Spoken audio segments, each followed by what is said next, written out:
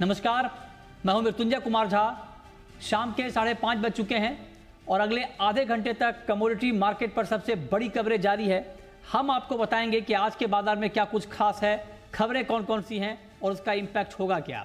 आज की चर्चा में हमारे साथ हैं रिनिशा चेनानी, हमारे साथ जुड़ रहे हैं रवि दियोरा, हमारे साथ हैं गंगानगर कमोडिटी के अमित खरे और साथ ही हमारे साथ हैं जी मीडिया संवाददाता अमरीश पांडे। आप सभी का बहुत स्वागत है और बुलेटिन की शुरुआत इस वक्त की एक बड़ी खबर के साथ। और खबर यह है कि सरकार ने एडिबल ऑयल कंपनियों को यह कहा है कि खाने के तेल की एमआरपी को मेंटेन रखें।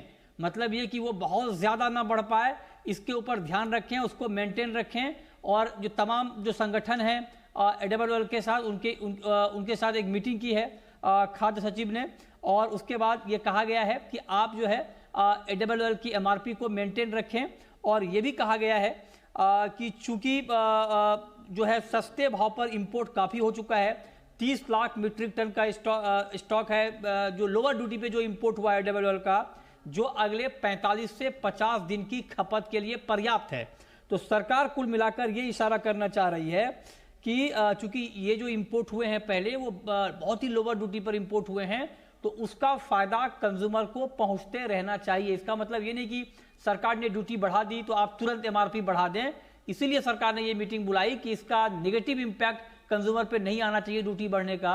और ड्यूटी बढ़ाई गई है फार्मर के लिए, तिलहन के किसानों के लिए, कि उनको अच्छा भाव मिले, इसका गलत फायदा ना उठाया जाए। अमरीश पांडे हमारे साथ जुड़ चुके हैं। अमरीश, बताइए और क्या डिटेल बातचीत हुई है इस मीटिंग में।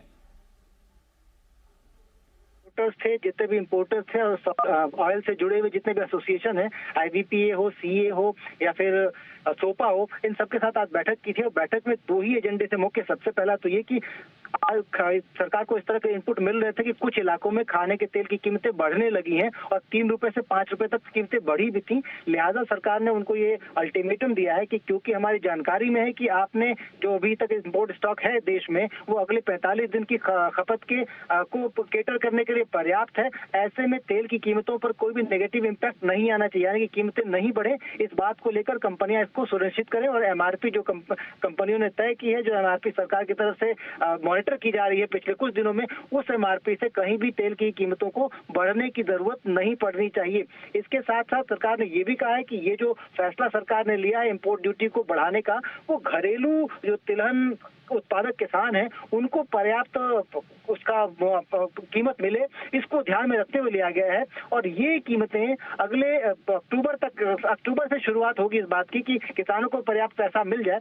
लेकिन जो स्टॉक है वो 45 दिनों के लिए है, यानी कि स्टॉक अक्टूबर के बाद तक के लिए, यानी कि त्योहारी सीजन बीत जाएगा तब तक के लिए पूरा स्टॉक है। ऐसे में जो कम कीमत पर इंपोर्ट हुआ है उसका पूरा बेनिफिट जो ग्राहक है उसको पास ऑन होते रहना चाहिए, ना कि कंपनियां इसमें अपनी मुनाफा वसूली करें। इस बात को सुनिश्चित करना चाहिए। और कंपनियों ने भी अपने तरफ से, एसोसिएशन ने सरकार को सुनिश्चित किया है कि कोशिश ये है कि एमआरपी से आगे कीमतें न बढ़े।